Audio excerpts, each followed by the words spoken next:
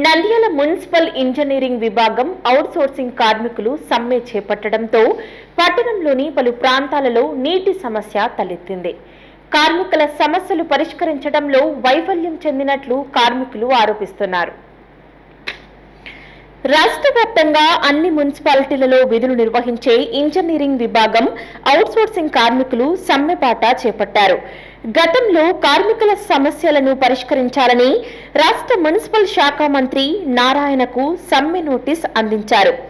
అనంతరం ప్రభుత్వం స్పందించకపోవడంతో AITUC, CITU కార్మిక సంఘాల ఆధ్వర్యంలో మున్సిపల్ కార్యాలయాల వద్ద నిరసన దీక్షలు చేపట్టారు.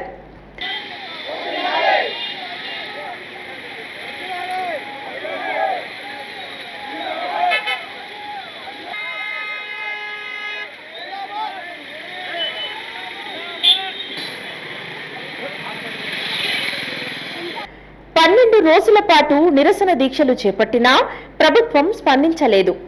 దీంతో ఇంజనీరింగ్ విభాగంలో పనిచేసే అవుట్సోర్సింగ్ కార్మికులు విధులు బహిష్కరించి నిరసన తెలియజేస్తున్నారు.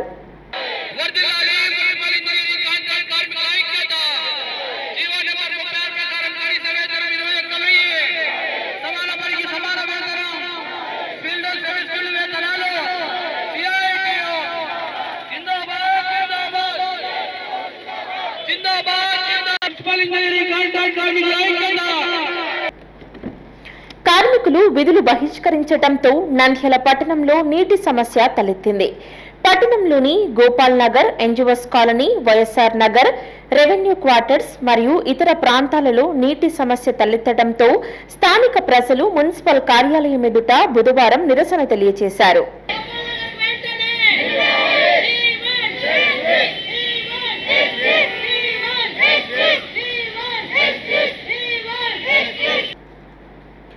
నీటి సమస్య పరిష్కరించడానికి అధికారులు ప్రైవేట్ వ్యక్తులను నియమించి పనులు చేపట్టారు.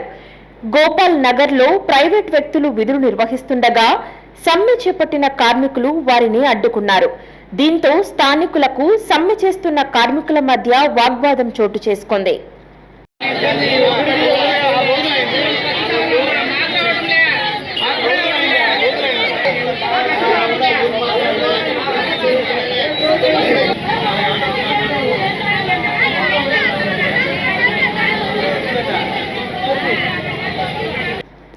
కార్మికులు సమ్మె చేపట్టడంతో పట్టణంలోని పలు ప్రాంతాలలో నీటి సమస్య ఎదుర్కొంటున్నారు.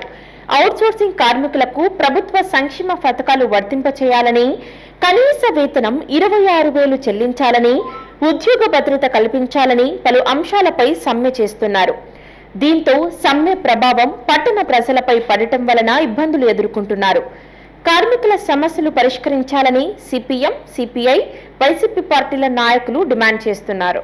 స్కిల్డ్, సెమీ స్కిల్డ్ వేతనాలు ఇవ్వాలని, మున్సిపల్ ఇంజనీరింగ్ కార్మికులకు రిటైర్మెంట్ వయసును ప్రభుత్వ ఉద్యోగస్తుల మాదిరి 60 నుంచి 62కు పెంచాలని, మున్సిపల్ ఇంజనీరింగ్ కార్మికులందరికీ ప్రభుత్వ సంక్షేమ పథకాలు అమలు చేయాలని చెప్పేసి ఈ రోజు రాష్ట్ర వ్యాప్తంగా మున్సిపల్ ఇంజనీరింగ్ కార్మికులందరూ కలిసి విజయవాడ సిడిఎంఏ ఆఫీసును ముట్టడి చేయడం జరిగింది.